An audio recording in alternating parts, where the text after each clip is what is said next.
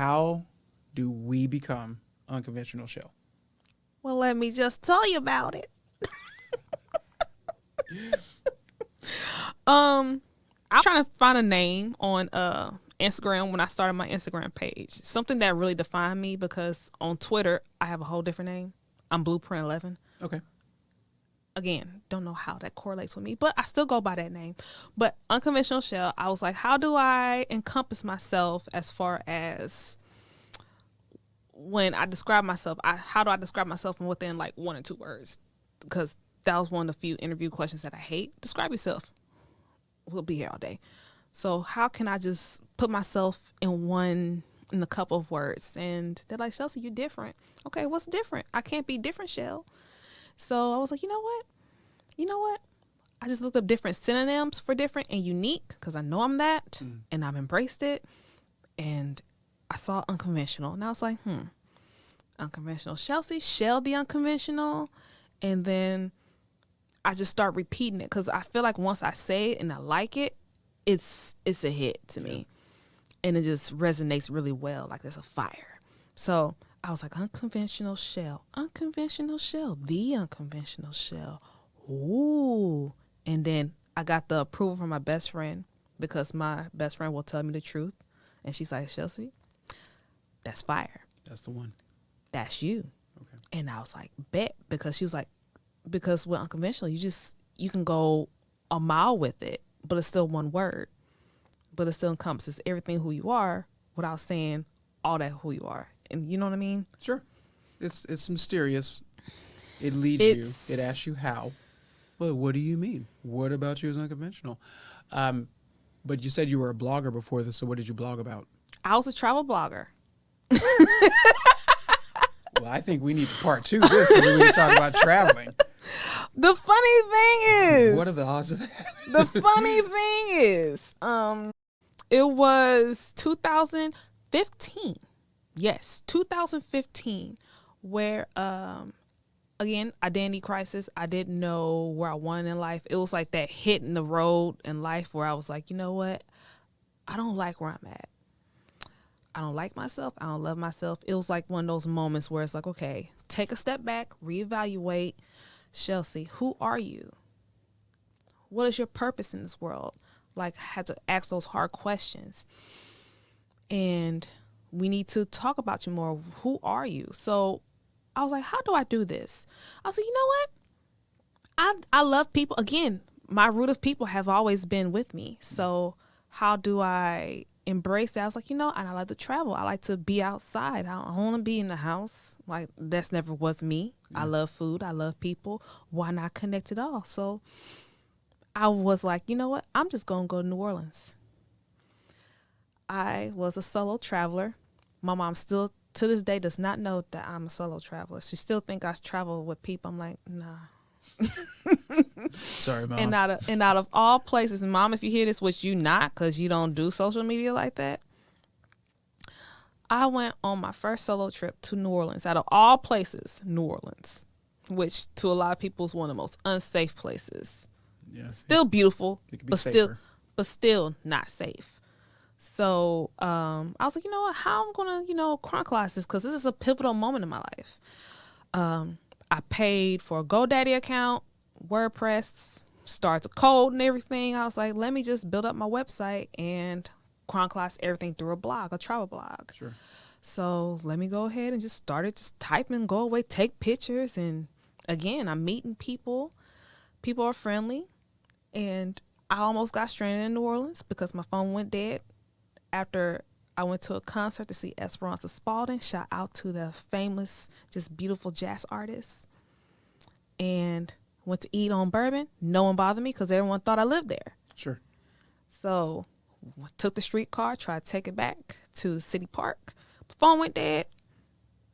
And how the heck am I going to get home? Because the people who are calling my Airbnb are not up. So I went to the gas station. The dude's like, no, I don't have anything for you. I said, God, listen, help me, because it's 10 o'clock at night. I don't know how to get back to my Airbnb. I don't know where it is. I don't want to sleep out here by myself because I don't know what's going to happen. The guy in the gas station, again, New Orleans people, just beautiful people. Still one of the most beautiful, friendliest people in the world to me. He was like, what kind of phone you got? I said, I have an Android. You have an Android charger? Yes. And then he lectured me the whole time as my phone was charging. Like, you are by yourself. You need to get a portable charger. Hence, I have a portable charger everywhere I go now. And you don't need to be out here by yourself. You know how dangerous it is? He just turned into my father that I didn't even know I needed. So it's just the beautiness of just finding myself within those moments and learning what to do in those moments. And depending on my, I guess, survival skills, I was like, how would I act in certain things? And meeting people from Canada and having dinner with them. I just met, and I was like, hey, you want to have dinner? You by yourself? I'm by yourself? I'm by yourself. I'm by myself. You're by yourself. She's like, yeah. And we're having beignets and we're just chilling and talking on Mississippi River. Like, those things are the moments where you learn yourself through people. Yes. By yourself. And I think that's one of the most beautiful things that most people should try at least once. Yeah. It's a challenge. It's a very interesting request. We relate a lot in that story. We're gonna have a stranded in fill in the blank story. Yeah. Later, me and you're gonna talk. That's really actually a really good topic though, because I do travel. I'm an advocate of travel. By yourself? Almost always. Okay, cool. Almost always, but I'm a wildcat, Shout so out. yeah. People like to travel in groups and they want to do group activities. And quite honestly, when it comes down to it, I'm usually not going to be interested in 50% of what they want to do, because what I need to see wherever we go isn't the same thing as a conventional group setting. Exactly. So, and I know that about me because I'm self-aware. So I just try to do you a favor and I just won't join your group trip. I would do, we can talk more about. Oh yeah, I get you. The I crazy get you. that's me. But but just to shorten it, I started off as a travel blogger with Unconventional Shell. And then I went to lifestyle because I started doing media press. I started getting invited to do press for different conferences and festivals, and went to South by Southwest and did some media and press over there. So it branched out. Yeah. But the brand sustained based on starting with travel blogging. Mm-hmm. It was just supposed to be me blogging, and then people started like, hey, I like what you're doing. You're awesome. You mind, doing press for my event? Sure. You have a ticket? Yeah, I got media press passes. Okay, cool. And is that your invite voice? Is that? I'm just curious. No, it's more like this tone, but I want to separate my voice from that voice in the story that you're creating. I got you. But again, just building those relationships, and again, that's all a part. Something I didn't know was that in order to grow, I needed people with me and just supporting me, and that was a beauty in itself. Because even through my solo travel, I still found my way through people. Yeah. I think that it defines you, and I think that it also begs a question that you've already answered, which is, it is very nice to have you. It is not necessary to have you. If I can do this myself, I can. I would appreciate it if you could help me. But if you don't, it's fine. But I'd like it if you did. It's different. It changes the need for people. It changes the dependency genome. It's not the same. But I respect it. I think, as you said, we're not meant to do this alone. We're not. But you definitely understand your strengths and weaknesses when you are. Listen, I learned a lot when I was by myself. Like, as far as transportation, as far as what ifs, like, hey, because things happen. A lot of stuff can happen. A lot of things happen. It's just, what do you do in those instances? Part two. Part two coming soon. Part two coming soon. But This is cool. This is good. But yeah, that was the start. Okay. Self-discovery to here now. Awesome. Yeah.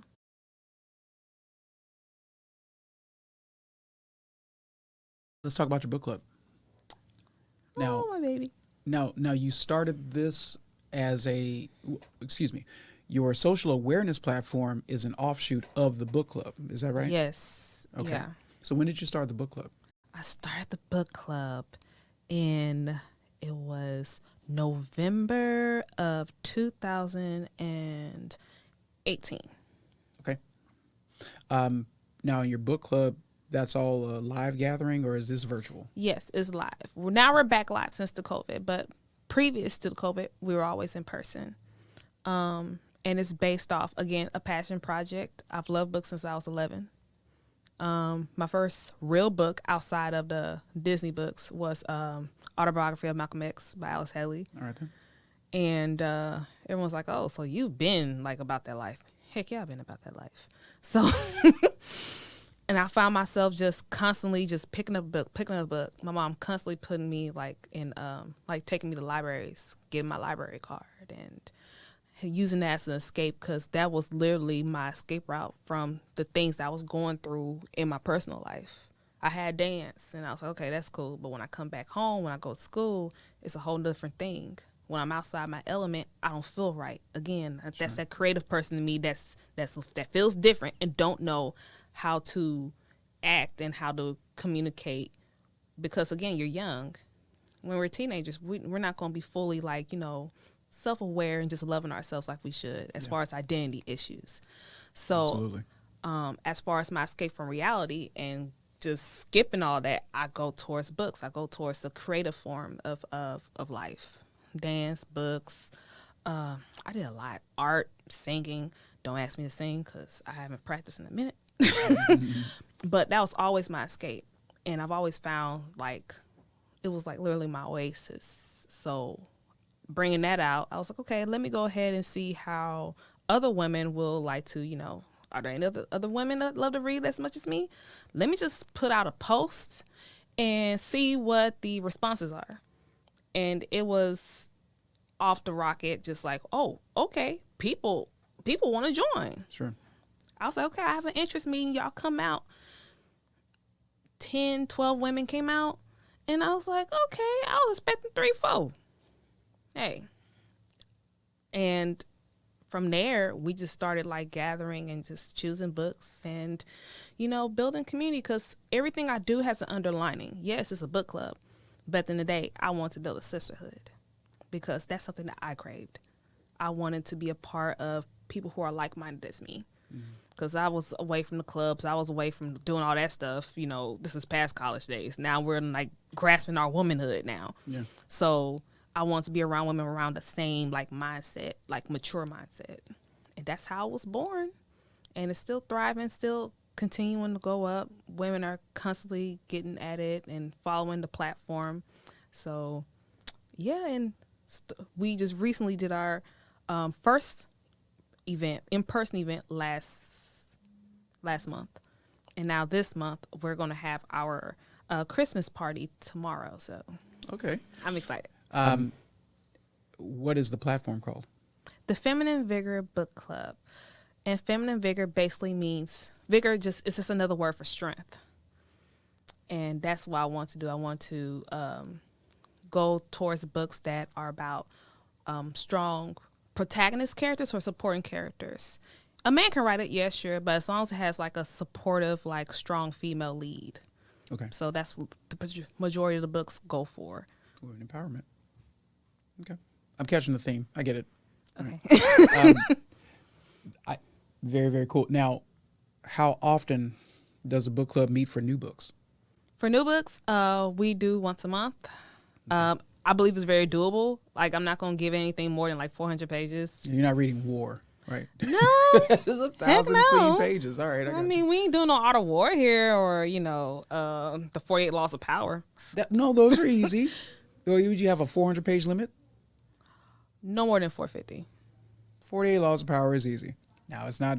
But we talk about everyday women. For me, see, that's the thing. I have to think outside myself. Because for me, I can read 5 books a month. All right. That's just me. Okay. But for the everyday woman who's going to work, who are moms, who have kids and, different stages of life, they just don't have the time. Sure. So I try to be very considerate of everyone's timing. So I try to do things and that are just adjustable to everybody's schedule. Gotcha. I have a suggestion for you. I mean, we'll talk about it off mic. I have a book suggestion. Okay. Okay. Not a suggestion of how to redo that. That sounds fantastic. I'm very interested. I'm just not. I don't know if I would be. Are men able to go, or is it just all women? It's women right now. I don't have co-ed, but That's the reason why I show asked. love though. Yeah, there's gonna be some guys like, hey. What's going on? Why I not? mean, how about you start a book club? Well, it's funny you mention it. And it's not as though I've started one, but with my business associates and my friends for sure, when they try to pick my brain, it's always kind of in reference to a book. So I'm always trying to give them something that I read. I set out time for this. I listen to a lot of information, but I'm an info kid. And as far as others, when they ask me my opinion on things, it's like, oh, that's very interesting. Well, if you read, Sun Tzu Art of War or Book of Nine Rings or I Ching or, the Book of Mao Zedong, like, have you read them? Because this is what I'm about to tell you. So if you think that this is intriguing, go read that, and the rest of it will blow your mind. I have a question for you. Yes. What would you name it? What would you name your book club? Dun, dun, dun. Probably something ominous, maybe, like the Strategist Social Club or something like that, like something like that. Social club. I like the social like social part. club sounds really cool. That's cool as heck. You sit around, you have a cigar, whiskey of your choice. I can see y'all like meeting like in the cigar in the lounge. In the lounge. It'd be nice. nice. With a nice little, 2-ounce, good whiskey. That's it. Talk about the book. Don't do Jack Daniels though, because no, I would not. I'm much more refined than that. Thank you. So the Gentleman's Social Club. The Gentleman's Social Club. Yeah. Something close. It's pretty unilateral. Yeah. Cause I mean, you're a gentleman in a sense. You kind of, hey. In a sense. I mean. Right. Yeah. Given the first, I don't know, how long have we known each other? 5.5 hours in total. Yeah. I'm glad you picked up on that. I am.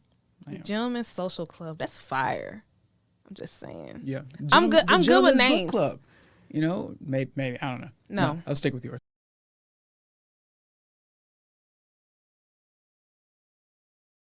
I like grassroots marketing. I respect this so much because this is what I did. Right. Be a part of street teams, hanging up posters and stuff like that. It's a connection to you. It's a connection. Yeah. And it's not something that's appreciative anymore because that doesn't exist anymore. But I'm a dinosaur when it comes down to the way things used to be. Right. Like we were born in the era of cassettes and CDs. It doesn't exist anymore. Was I? Yes, you were. Okay. Yes, you were. Yes. Because you were not born in the era of 8-track. No. Did you snarl? Did you snuff your nose at 8-track? I am appalled. I came in at the death of disco and the beginning of hip hop. That's the reason why. Now we're going there. That is the reason why the 80s is the best decade, because the origination of the culture starts there. I appreciate that. That's it. Originators. Okay. But how do we level up, though? We always have to level up. We appreciate the beginnings. We appreciate the pioneers. But how do we move forward? How we make it better? I mean, as far as drawing more attention and bridging the gap, bridging the different cultures. Because, again, we're going to be dinosaurs. I mean, people in the 80s are starting to be dinosaurs now. Easy. I mean, as far as age. Easy now. As far as age. So how do we bridge the gap with Gen Z? Well, my approach is different than what others have said. A few others said it. My approach is that there is a reclamation of intellectual property that needs to take place prior to making it better. You see what I'm saying? I think. Like it's not a nature of, okay, you did this, now let's improve on the platform. Technically, we have no platform to improve on because we don't own it. Right. So if there's a reclamation, then there is also a council meeting that has to be forced in order to make sure that there is some establishment of the foundation. Okay. Whatever cracks need to be patched, so be it. Oh, yeah. And then after that, you can make it better. Honor the foundation.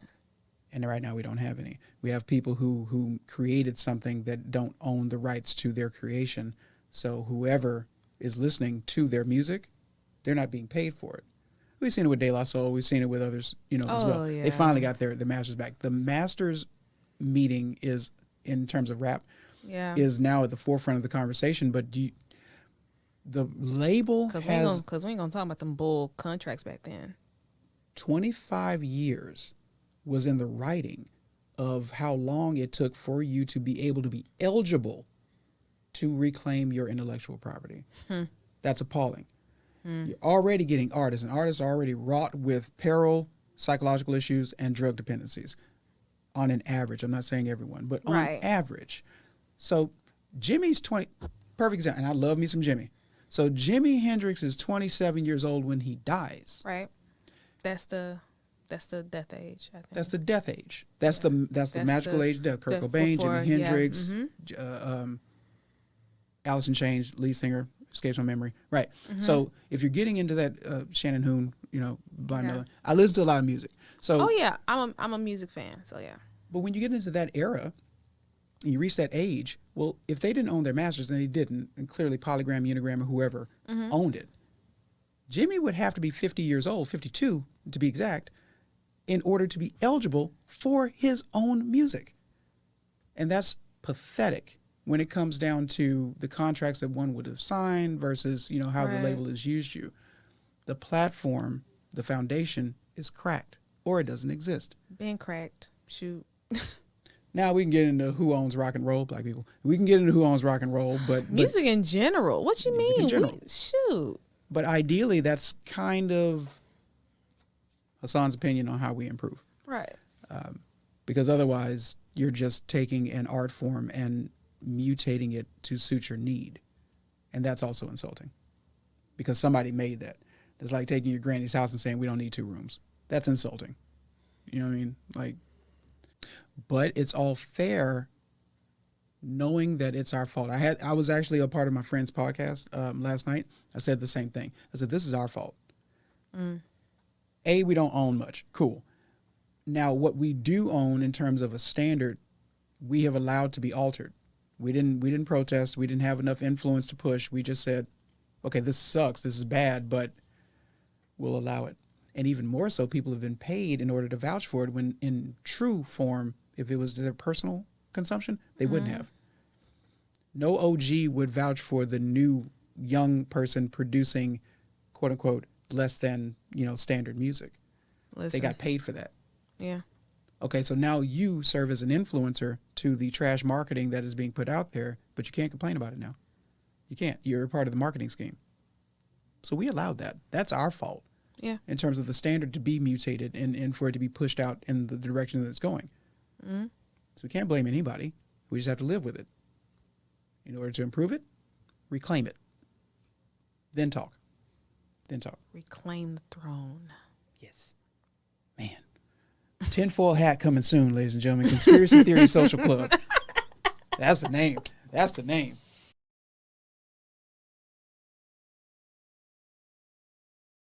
Event coming up. I want to share. Okay. So, I'm born and raised Southside Houston. Love my Southsidians. Hi, I'm Clark. What's up? Okay. And of course, one thing I have not mentioned. Shout out to Madison. Did you go to Madison? I did not. I dated 2 women from Madison. Oh. I was at Sterling, so that's your sister school. Oh. It's a sister. I'm bigging up one and you the other. That is. Okay. Please continue with your promotion. Bless your gizzards. So as I was saying, well, with the book club, I did do an event as far as for kids. I do have a kids segment. For some reason, I have a kids segment event and I have an adult segment event. And I want to emit, literacy for our kids. Okay. Free literacy. So I did do a free kids book drive within the first year of the book club. Okay. So I went out to Project Row House, rented with them, partnered with them, and another vendor. And it was like a backyard type of feel where we just gave out free books to the kids in the community. But this time, in May or June, it will be solidified by January. But we will be doing that again because I still have boxes and boxes and boxes of books in my storage unit to give out to the kids in the Higham Clark area. So I really want to bridge that gap of, having kids having that space. More than just, streets and more than gangs and all that other stuff. But want to give that same opportunity that I had when I was little when it came to books to kids. So I don't ever want cost to be a thing. So I want to just bridge the gap and bring free books to this neighborhood within that year. What kind of books? It's gonna be kids' books. Just various it's topics? various topics. Okay. Geared towards other youth. Okay. So it will definitely be some BIPOCs, as they say, as people of color. God, People I of hate color. these new acronyms. People of color books. It will also be indigenous, scholastic. Like, it's gonna be ranges. Sure. So I would like to. It's gonna be like a block party. I'd like to patch you in with a friend of mine. His name's Rashad Patterson. He's created about 6 children's books, for economic and socioeconomic understanding. And they're very nice. He actually puts them into like cartoon form. Oh, that's adorable. And he's out of Atlanta, so Nice. Southwest Atlanta. And Nice. but I was just talking to him yesterday. He was on the podcast before. I'm very big into the educational space, an advocate rather, into the educational space to make Right. sure that there's a space to be created and to highlight people to actually go outside of the school system to not infiltrate, but try to embed themselves into the school system for this alternate curriculum. Right. And he is tied in with the STEM program. STEM program. Oh, nice. That's In Atlanta. Oh, wow. That's So- that's great. Yeah, he's making some moves. I'm very proud of him. Yeah. And so I'll patch you in with him, Well, so thanks. that perhaps you'd be interested in getting those books too. Awesome. That'd be great because again, the kids need is seen on the news. They need some positive. They need positive in their life. Sure. It's because we need to get away from the violence and as far as things going on in the schools. Because on the news, how Madison is, and then the school shooting that was at Kip, not too far from Madison. Yeah. We need to do something as far as a community, like standing up for one another. Because Third Ward's doing it. Sunnyside is coming up. Fifth Ward is trying. SWAT, bless our hearts. And, Highland Clark, we need to stand up for ourselves, too. Because we just can't wait on, HISD to do something. And that is a perfect segue for what I was going to propose. Because I have so many topics that I wanted to discuss within the lifespan of this particular platform. Right. And education is one of them, right? So we have independents who are coming out of these school systems, products of these school systems, public school, in order to try to give back, which is not something that has been incredibly common in many forms. I'm a product of a person being philanthropic through the public school system too. I learned how to fly airplanes in high school. I mean, it was just a thing, right? So I'm very, very thankful for that, because if that man didn't care, I probably wouldn't have structured my life the way that it needed to, and to be where I am right now. A lot of my friends are actually pilots and captains and co-pilots for the airlines, right? So you're reopening Intimate Conversations. Yes. April 25th. April 25th. Your book club is going back live, but the date to be posted, and you'll find out more of that in January. Yes, we'll actually be doing our new book. I will tell everyone a new book in the new year. So that way we be prepped and ready for our next meeting in the end of January. It's usually the last week of the month where we meet up. To which you can find that at Feminine Vigor. Yes, _BCTX. Feminine Vigor _BCTX. And that's on where? Instagram. Website too? Instagram. Just Instagram. Gotcha. Okay. Yeah. Okay. Very, very cool. All right. Well, you can find me on all streaming platforms, including YouTube. You can Google this under QLAFD, trademarked podcast, on the Twitter, Instagram, Facebook, as well as YouTube. This episode will be airing soon. This is Unconventional Shell. I'm your host, Hassan. Season 3. Thanks, guys. Yay.